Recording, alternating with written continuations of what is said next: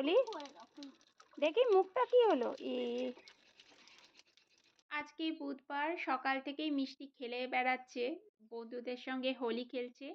আর আজকেও এখানে খেলাধুলো চলছে। আর মিষ্টির বাবার আজকে ছুটি, মিষ্টিরও ছুটি।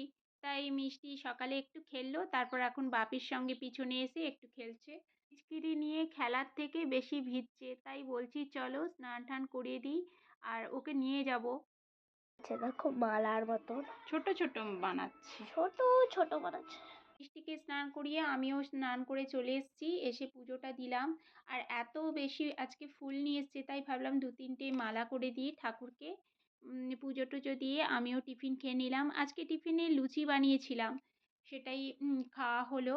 আগের দিন তোমাদের বলেছিলাম একটা ছোট্ট ভিডিওতে, আবারও মিষ্টির বাবা এক গাড়ি এই টুনা ফিশ আর অ্যাপোলো ফিশ বলে একটা আছে, সেটা এক গাদা নিয়ে এসছে, ওর ফ্রেন্ড দিয়েছে ওকে। তো নিয়ে এসছে, সেগুলোই আজকে কিছুটা ভাজলাম। আজকে টক করব। বেশ লাল লাল করে ভেজে নিয়েছি। আর এগুলো না ভাজার সময় মানে টুকরো হয়ে যায়। খুব সাবধানে ভাজলে তখন ঠিক থাকে। মানে কোট মেরে ভাজলে তখন ভেঙে যায় না, না হলে টুকরো হয়ে যায়। তো কিছুটা ভেঙে গেছে, তাতে ক্ষতি নেই। আর ভাজার পরে একটু তেলের মধ্যে পেঁয়াজ কুচি দিয়ে আদা রসুন পেস্ট বেশ ভালো করে নেড়ে চেড়ে, তারপর জিরে গুঁড়ো, ধনে গুঁড়ো, লঙ্কা গুঁড়ো, যা যা ঘরোয়া বেসিক মশলাগুলো থাকে সব দিয়ে ভালো করে কষিয়ে, আর তার সাথে টমেটো পেস্টও দিয়েছিলাম, কাঁচা লঙ্কা টমেটো পেস্ট।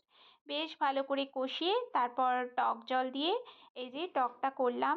বেশ খেতে ভালো হয়েছিল। এই মাছটা টক করলেও যেমন ভালো লাগে, এমনি কষা কষা রান্না করলেও বেশ ভালো লাগে। পরের দিন দেখি কষা কষা করে মাংসের মতন রান্না করব। এই টকটার মধ্যে আমি একটু গুড় দিয়েছিলাম আর একটু গরম মশলা নামানোর আগে দিলাম, দিয়ে নামিয়ে দেবো। আর খেতে বেশ ভালো হয়েছিল, এত সুন্দর টেস্টি হয়েছিল, মানে বলে বোঝাবার না। তোমরা একবার অবশ্যই ট্রাই করো, মাছের যে কোনো রেসিপি এরকম টক করে করলে ভাতটা বেশ ভালোই লাগে। আমি খেতে বসে গেলাম, মিষ্টির বাবা একটু বাইরে গেছে, ওর আসতে টাইম লাগবে। আর মিষ্টিকে খাইয়ে দিয়েছি। সকালের একটু লুচির আটা ছিল, সেটা দিয়ে একটু আলুর পরোটার মতন করে নিলাম। চলো তবে খেয়ে নিয়ে আজকের ভিডিওটা এই পর্যন্তই।